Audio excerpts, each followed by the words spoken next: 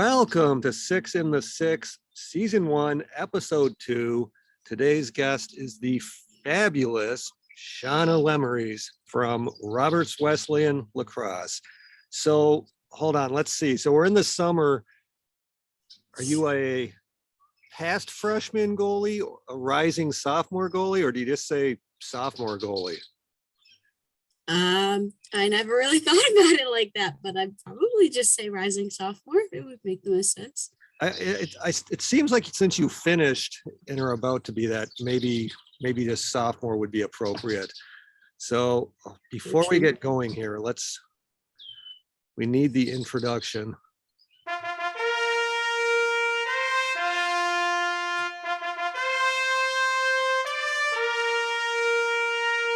Queen is entering.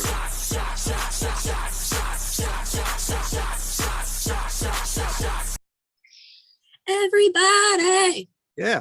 Hello, Shawna. How are you doing? Good. How are you? I am doing well. I've been looking forward to this episode to get into your mind a little bit and find out a little more about you. So I'm excited. I hope you are. Oh yeah. So we should probably start at the beginning. So lacrosse goalie takes a certain kind of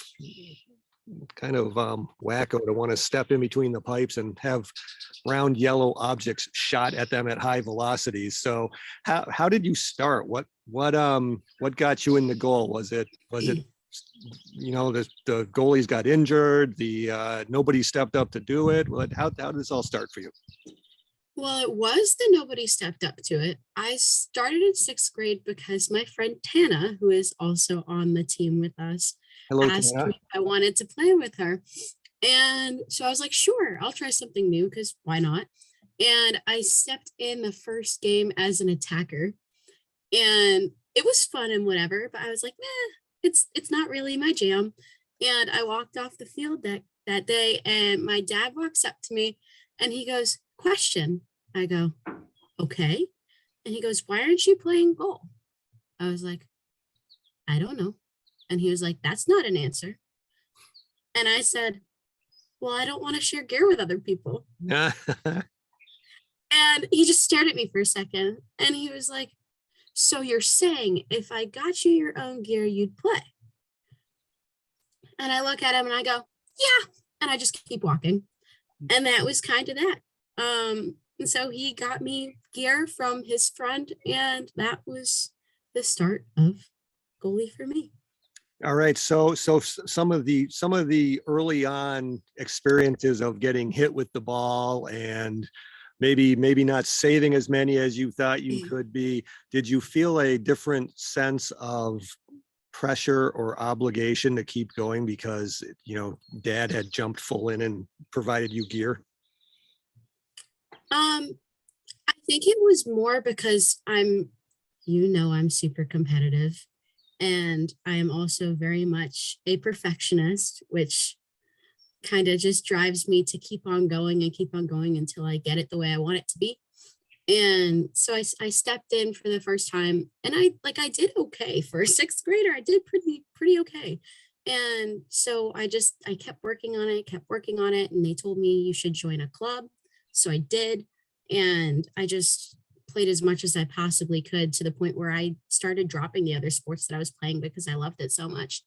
And so I just kept pushing through because I wanted to be just as good as, if not better, at that sport than I was in my other sports. Nice. So what other sports did young Shawna play? If I remember correctly, I believe basketball was part of the list. Yes, I played basketball through my senior year of high school, but I also was a dancer, and I played baseball for a really long time. And so I ended up dropping both baseball and dance to play lacrosse and basketball. So, boy, I'm not even getting to the 6 questions yet, and we're going to take up a lot of time here. So what do you think if you hadn't caught that lacrosse goalie bug, what sport do you think you might have stuck with? Or would you scrapped them all and maybe taken up chess club? Oh God, no. I think I probably would have stuck with basketball. There was a really long time where I wanted to play basketball in college, and I dropped that dream to pursue lacrosse in college, and it ended up working out. I'm not sure that I would have made it there because I'm so short, but it was a dream. Was at any point, you mentioned the short being short, which it's probably a hindrance, but I've seen you drain some 3-pointers, so I'm not sure. Was at any point the consideration of I wanted to play college in basketball and or lacrosse, did it come in that maybe it's tougher to get into a basketball program than a lacrosse program? Yeah, it definitely was. I was kind of told by like a lot of different people that it would be much more difficult to get into basketball, especially because most starting point guards on college teams are at least like 5'7", and I'm 5'2". I'm very short. And so there was that, along with the fact that all of my sports related injuries came from basketball, and I kind of didn't want to continue on that path. So I stuck with lacrosse, and I ended up loving it more anyways. So it wasn't really a problem dropping it in the end, but I definitely found that lacrosse rose above basketball. I think that's interesting that you had more sport related injuries from basketball than the sport where you're actually getting hard rubber objects chucked at you at high velocity. So kind of lasting on that, to help keep yourself injury free in lacrosse, what's your view, or how have you addressed padding up during practices or games? You come out like the marshmallow girl for practices and then like take all the padding off for games? How do you approach that? I stay the same. I used to be pretty padded up, but I really hated it. And so I waited until I was like at that point where you're able to drop certain stuff. And so I immediately, got smaller thigh pads and ditched the shin guards and just stuck with the chest protector, the helmet, and the gloves, because it's so much easier to move around when you have less stuff on you. And I kind of I figured that out, and I didn't really care because most of the time it hurts for about 5 minutes and then it goes away. Right. Great. All right, let's actually get into this now. A great introduction there. So my first question, and it goes back to you being competitive, you mentioned a little earlier. Your initial thoughts about coming to Roberts for that visit and getting to come out in a practice. It was the first time you met me, first time you met Natalie, and I remember I think we were playing some version of keep the ball off the turf with the three of us, and we had seen a lot of people come through and play that game, and you were the only person that like went full effort, and by full effort I mean like above and beyond, right? If you could possibly go above 100%, you were like going above 100% to make sure that ball didn't touch the turf. I mean, Nat and I looked at each other and were like, yeah, we want her. What were your thoughts of that first experience, working with the team and the goalies in that practice? I was just having so much fun. It was like the time of my life. And I walked onto the field that day and I was like, I'm just going to put all my effort in and see what happens and see if I can keep up. And so I started with you guys, and I was like, oh, this is awesome, because I never really got a ton of goalie coaching. It was more like just a warm up and then getting thrown into the game. The only place where I really had goalie coaching was in club, but since I played town and I played at school, those other things, I didn't really get all of that exposure to a goalie coach. And when I met you and I met Nat, I was like, wow, this is just a whole other like place. I was like, goalie world really does exist. And I was just so excited to be there, and I just wanted to put all my effort out there and see how it went. That's what I did. Nice goal. I love goalie world. It seems goalie world is a coveted spot to try to be in, even for some of the fieldies. When we bring them in to help us out, they want to stay. They don't want to leave. So I guess that's a testament to the amount of fun we can have while still working hard on what we're doing. Definitely. So question number 2, I want to go back to, again, pre-Roberts, Shawna, kind of your dairy field experience. And let's start with basketball. So you mentioned basketball, and I noticed that in your senior year, you earned Division IV All-State honors. Congratulations on that. And then an award I did not really know what it was, the 70s award winner. Does that mean you had to dress up in like 70s clothes and walk around school for a week?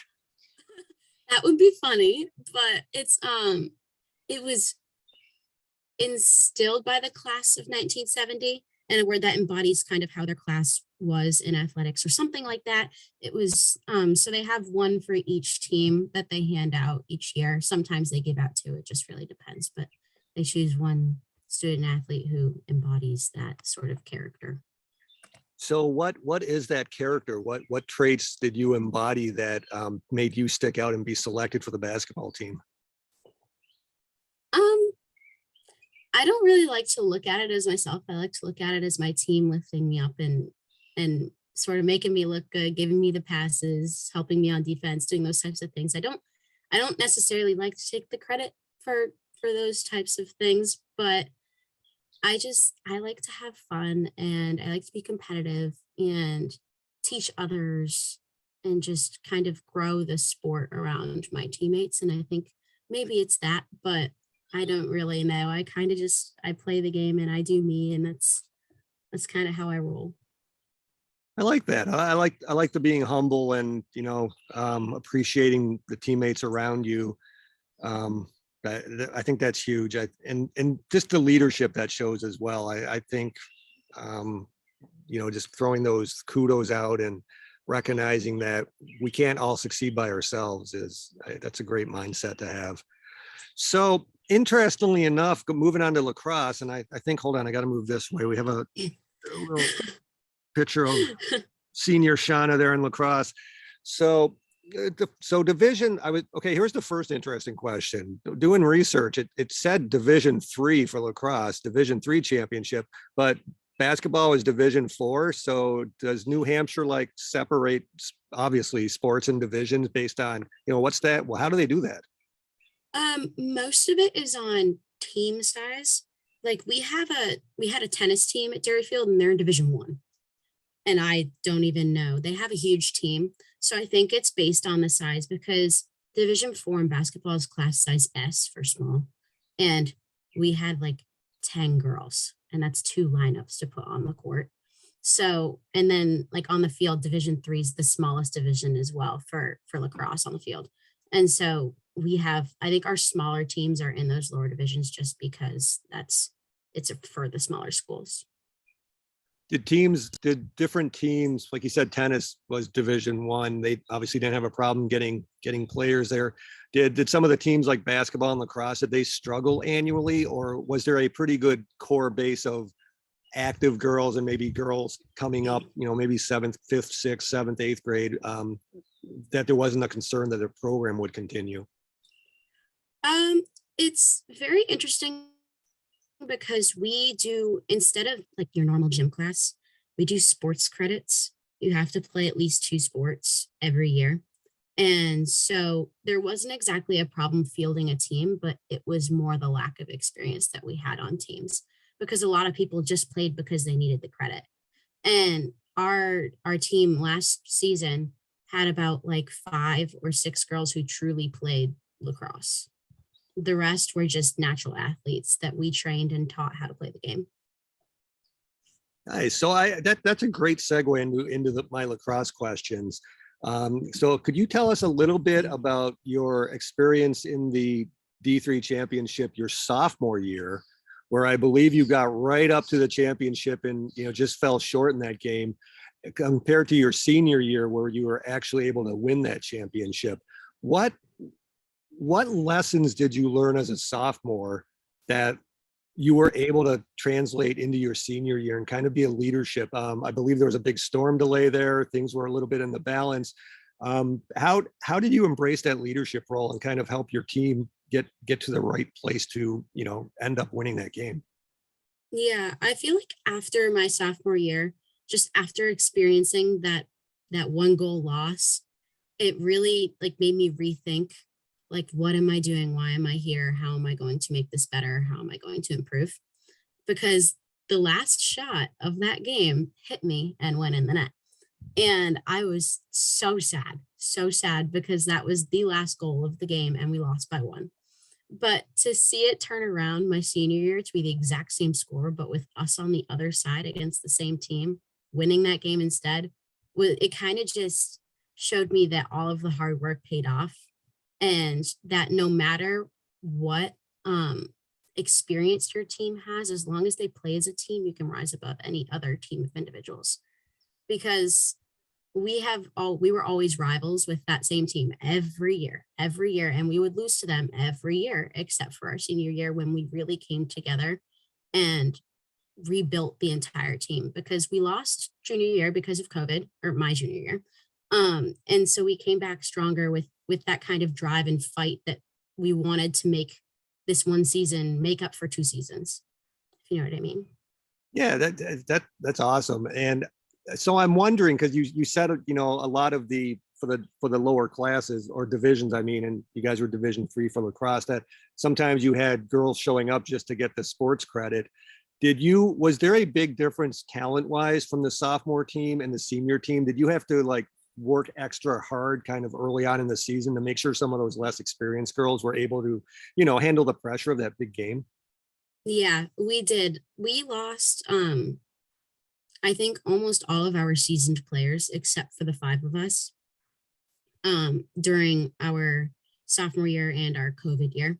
So we came back with just the few of us and a bunch of brand new I want to say 60% of our team were freshmen and sophomores who had never played on our team before, because COVID took away the freshman year for the sophomores, and then the freshmen are brand new. And so we started out preseason just training and developing and, working on stick work and ground balls and all these things to bring it back to the basics and kind of just build up from there. I think that's a great testament to the coach, obviously, the senior leadership, and maybe something we touched on earlier. If you go back to that 70s award, maybe just that kind of mentality from a school perspective of the traits and people are, those athletic traits that people are looking to embody and bring forth. So Yeah. Great job. Congrats on going out of your high school career that way. It's always good to end on a win. It is very nice. And I think so. You mentioned about getting hit and it going in, and kind of, you said you were being sad about that. I'm sure underneath that peak of the iceberg, sad had a lot of other emotions to it. But I think one of the quotes I read from the opposing coach, Mike Zahn, for that last game, the one you won, he said, "We could have scored a lot more had it not been for several fantastic saves from Derryfield goalie Shawna Lesmerises." And I believe that was 14 saves. So that's just great to hear from an opposing coach that they recognized what you brought to that game as a shot stopper. Yeah, it was really nice to read that in the paper afterward. I was like, wow, like sometimes people notice, and it makes me feel a little bit better about how I played. So there's always that. Yeah, I think that in some cases it's really easy to notice when you're getting frustrated because you can't score on a goalie. You're like, why is she so good? Why can't I finish on her? So great. So let's move on to your injury, your knee. So things are looking good. High school season ends well, headed off to Roberts, and your knee happens. Can you talk to me a little bit about, kind of the mindset behind, how did your mindset change looking forward at your path, both from your mindset perspective, right? Did it go up, down? Was it kind of solid? And also how did it change the way you viewed your future in this sport? After that happened, I was in a really tough spot for a long time. I had my first surgery during basketball season, because this happened during basketball season. And he was like, "I'm not sure what's going to happen, but we're going to have to update you on whether your recovery is 4 weeks or 4 months when you wake up." And I was like, that's 1 month to 4 months. That's like a huge difference in recovery time. So I was terrified, right?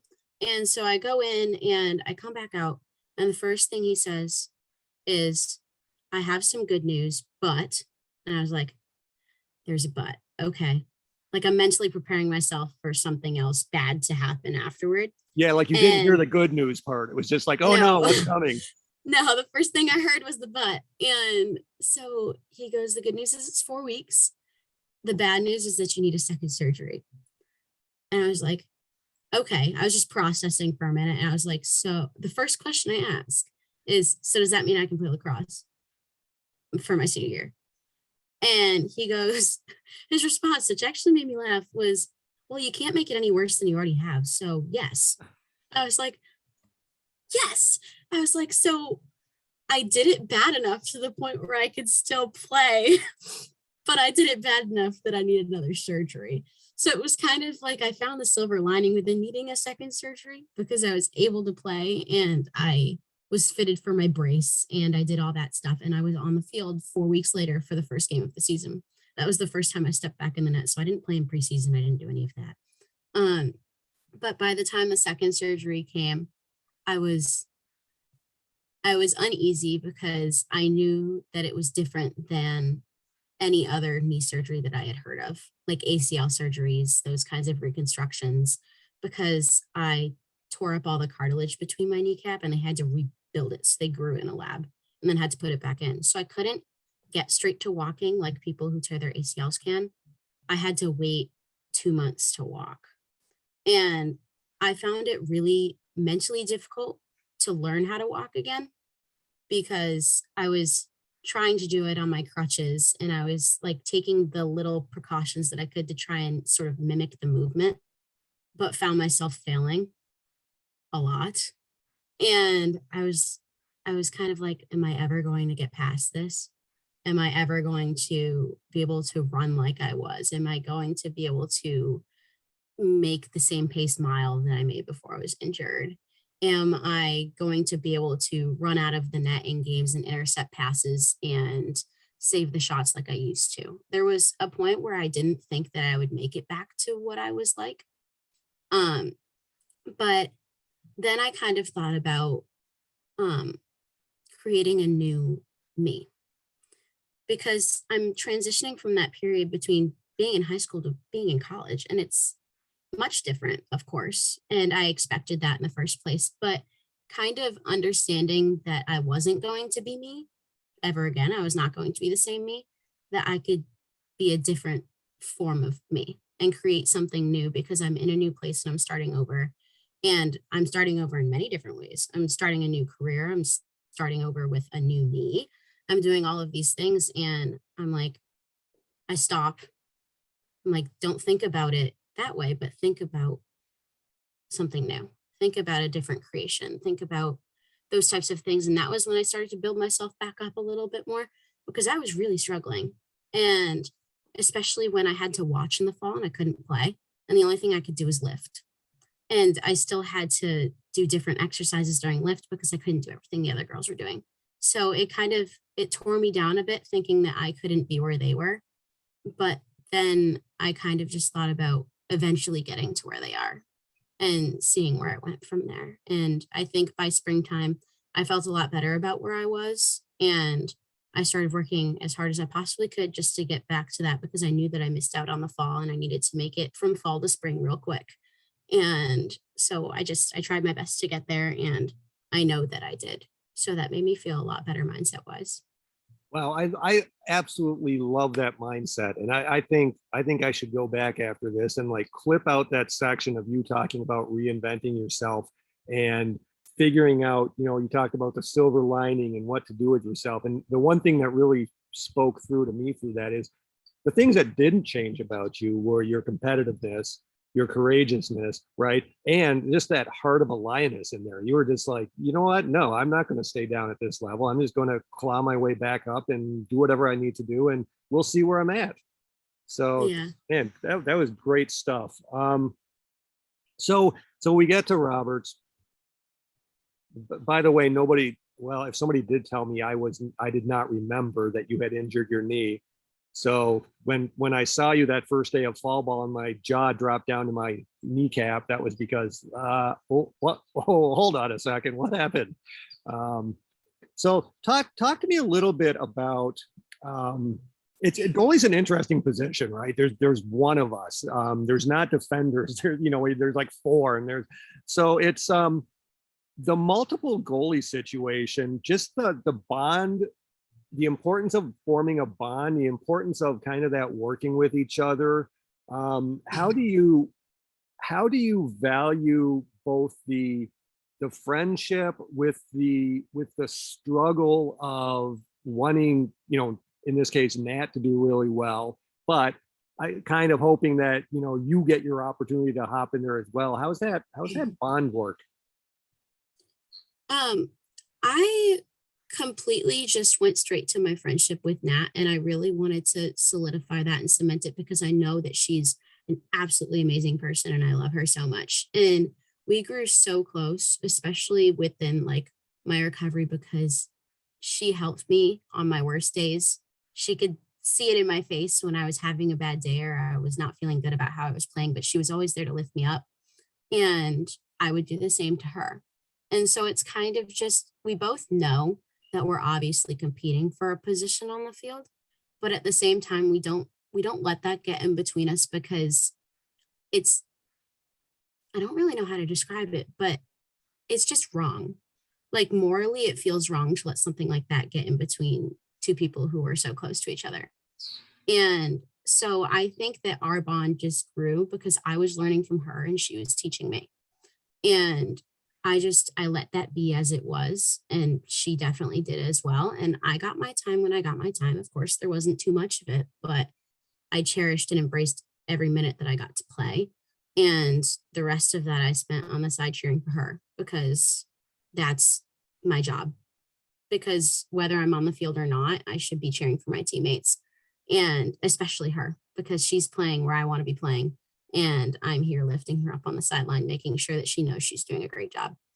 Love So it. You talk yeah. about, you learning a lot from her and her teaching you. I think yourself as a goalie coach, as a coach, and Nat as a coach herself too.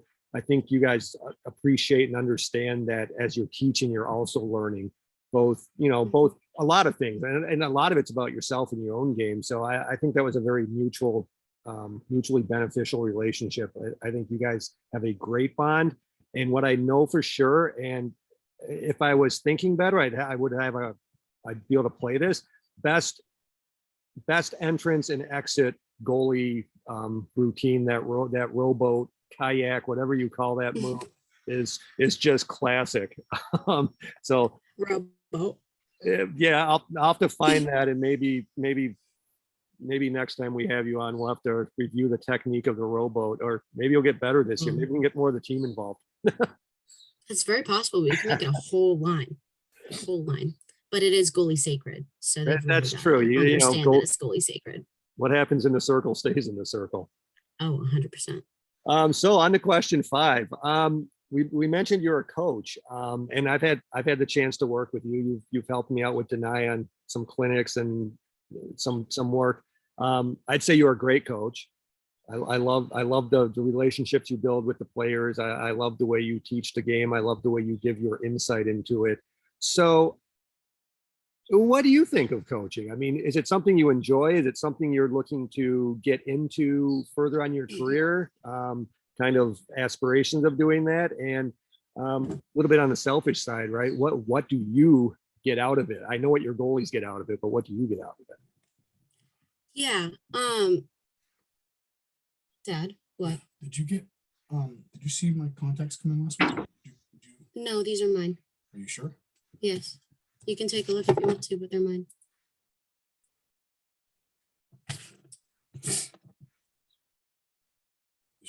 Those ones are yours. Yeah. I know I ordered them. They dropped them off at the same time, then I didn't know. Perfect. Okay. Well, Thank you. there you go. Bye. Bye. Sorry.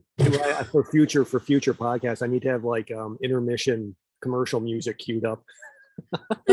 I'm sorry. You're probably gonna have to cut that out. But I love coaching. I started coaching when I was a sophomore in high school, and I've just tried to immerse myself in that format of the game as well because I feel like it teaches me and brings me back to the basics and things that I oftentimes forget. So I find that while I teach, I learn, which is exactly what you said. And I like coaching as much as I possibly can because there are things that I'm missing and things that I so like, of course, there's new stuff and there's always new techniques and things to do.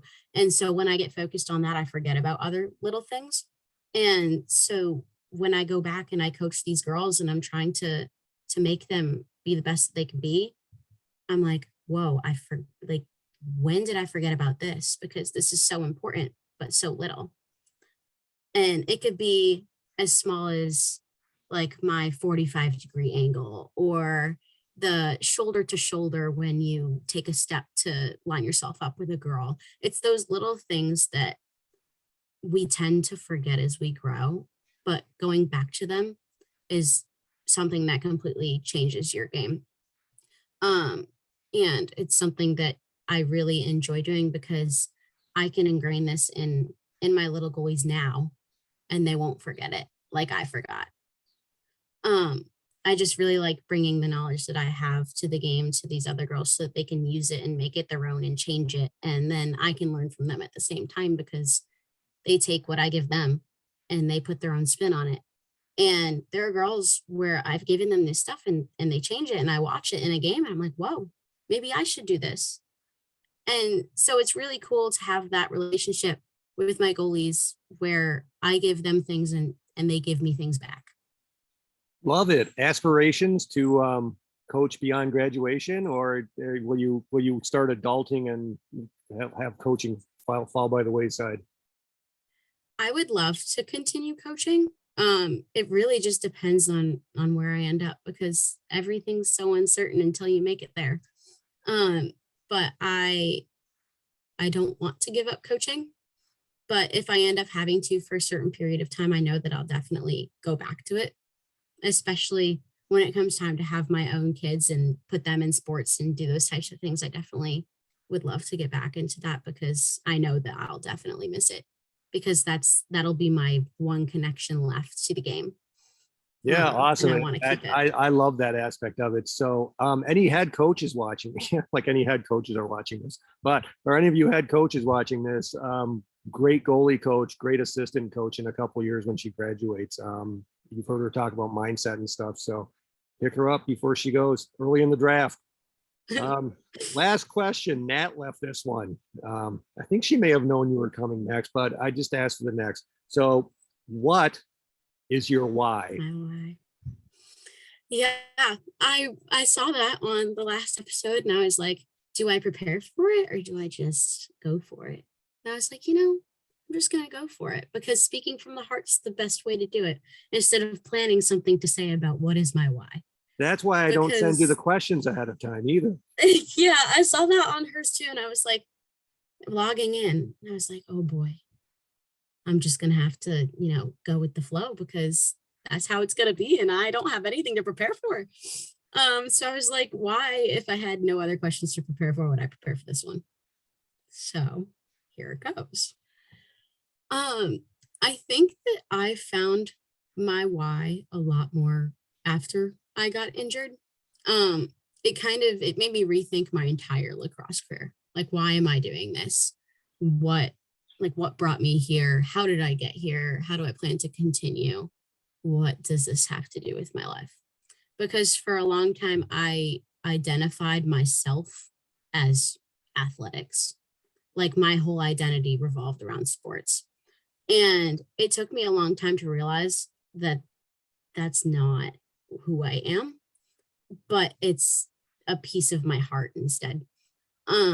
Because I love it so much, I feel like my why just comes from my drive to continue to keep playing and my desire just to grow. I get out of bed, I go do my workout, and some days it's really hard and some days I decide to skip it and then I go to myself later and I regret it. But I'm like, I'll do it tomorrow instead. And it's because all I want to do is play. And I've said it so many times, but all I want to do is step out on the field and play that game because it's such a huge piece of me and something that I love that will never go away. Like I'm always going to love this game and that's not going to change. And so because I know my time is limited and I only have 3 years left of this, I'm driven to just make the most of it. And I think my why is time. And I know that I don't have forever to be in the net, but I know that I could potentially have forever on the coaching side of things if I decide to keep that. That's obviously not the most important thing to me right now, but playing and making the most of what I have with my team and my coaches and my family and everyone who loves to watch. It's just that's my why, because there's so many other people who feel the same as me. So I've got to put all my effort in so that all those other people can strive for that like me. And I can definitely say, working with you frequently, sometimes 6 days a week during spring season, your why definitely shines through. So absolutely love it. So that's officially the end of the 6 questions. But one I like to end on always is, now that we got through this, what didn't I ask that you were hoping I would ask, and how would you have answered it?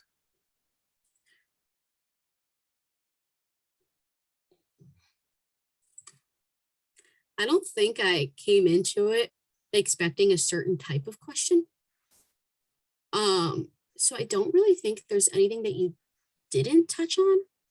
Although, well, I did mindset training with you, and I felt like that helped a lot, especially starting out the spring season when I was so nervous about coming back, because I was so excited. You could see it the first day when I was literally running around like with ballerina feet, and I was just all over the place. And coach looks at me and she goes, what are you doing? I was like, I don't know. I'm just playing. And she just walked away because she didn't know what to do with me.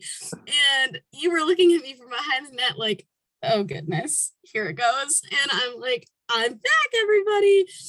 But I think taking those 10 pillars and putting them into work really helped me throughout the season to adjust to being in the backup position. Because I really struggled with it for a while, trying to, figure out how to cheer and how to gather all of my feelings and put them together rather than have them all hitting each other and being like, oh my gosh, my brain's in 7 different directions. But I think that having those pillars to fall back on and those guidelines to go through to sort of fix what's going on up here, because it's always a big jumble, was super, super helpful to getting me back to where I am and going beyond where I was. So I think that including your mindset was very important to me, and I will happily continue doing that. So, Well, that makes me happy to hear that was that paid off some dividends for you. And just for the record, me looking at you that first day like that was, first of all, it was a look of like, there she is. And secondly, I was trying to figure out where the heck you were hiding the Celsius or the Buckies inside the uniform, because it was like, wow, how much caffeine did this girl put into herself? I've never had an energy drink in my entire life. Never. It's all natural. It's just me. I can't. Maybe I need to get your parents on one of these and ask them about this energy level without caffeine. All right, last thing, so we don't take up your entire morning, is what question would you like to leave for whoever is next?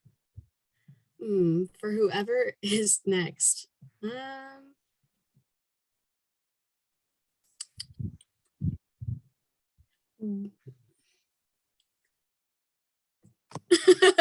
Oh, we're gonna have we had both parents do guest appearance. I am not editing. Yeah, Dad appeared too. They're both going to be. Oh, the contacts. Okay, sorry. Bye. They'll both be on the final video. I'm not smart enough to do that mid-thing edit. So. Oh boy. What would I ask? What about the game makes you love it so much? And how do you make sure that you're always having fun? Because I think that having fun is the most important part. Because if you lose sight of that, then why are you there? You know what I mean? I absolutely know what you mean. I love it. Great question. I look forward to seeing whomever's next, who I happen to know, by the way. Me too. How they answer this. I'm not divulging it yet, though. Okay. All right, Shawna, this was a great conversation. I love catching up with you. I love Yeah. exploring a little more about you. It was a little difficult to try to dig out things I maybe didn't know, but I succeeded. Thank you very much for joining. Thanks for having me. Yeah, and I hope you have a great rest of your off season. Denai may be in New Hampshire. We'll see late July. So I know I'm excited. Get out of Me New York too. State. So hopefully I'll see you then. And thank you. Of course. Thank you very much. This was fun. See ya. Bye.